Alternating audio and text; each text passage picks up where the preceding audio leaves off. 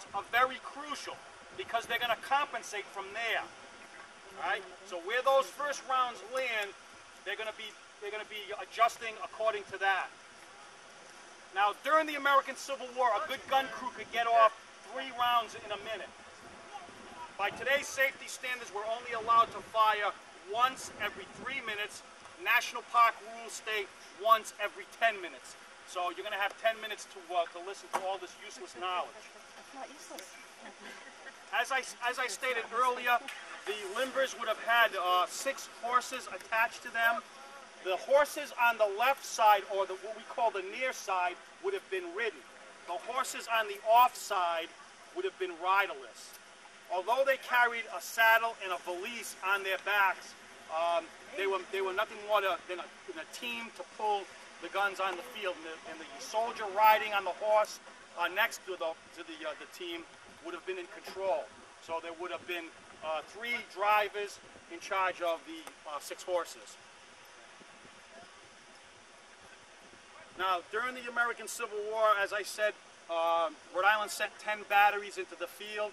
Batteries A and B went on to become the 103rd Field Artillery Yankee Division, which is the National Guard artillery in the state of Rhode Island today. So there's a lot of tradition in the state of Rhode Island as far as the artillery is concerned. Artillery is Rhode Island. We've always been known as an artillery state, and today the 103rd carries on that fine tradition. There's several types of projectiles that these guns could fire. The solid projectile, the shell, explosive shell, and the canister. Now, if we had a smoothbore gun here on the field, it would be firing a round ball. But since these are rifle guns, my assistant here has an example of what the Parrott gun would have fired. So the gun off to the right would have fired a projectile similar to this, and this is what they call a bolt. So this weighs roughly 10 pounds. A powder charge would have been rammed down first, then this projectile on top of it. If it was a shell, it would have a percussion detonation system in the nose. Since it was you knew it would land on its nose, it could have an impact detonation system.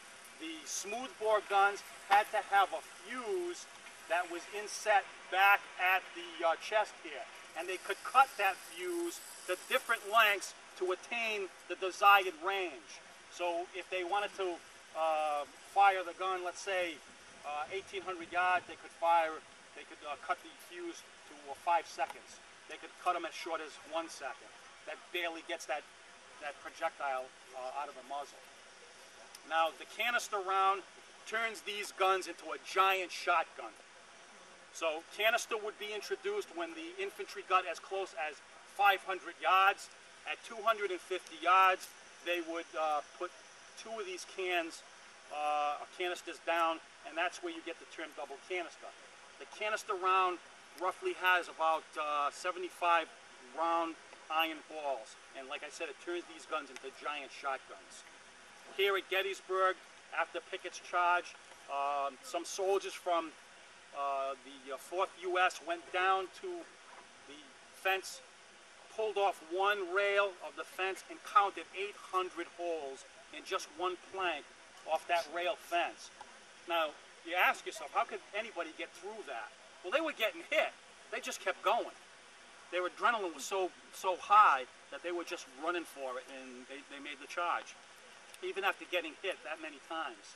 So it gives you the idea of what type of firepower these guns had and what effect they had on infantry. Now I'm going to go through a gun drill for you, and the crew will raise either a hand or an implement. Sergeant Kennedy? Are you clear to go through all? Yeah. Now every man on the crew has a number, and I'll go through those numbers and give you an idea of what their duties are. Yes. Oh, you do have a canister. Beautiful. Great. I'll get into this after.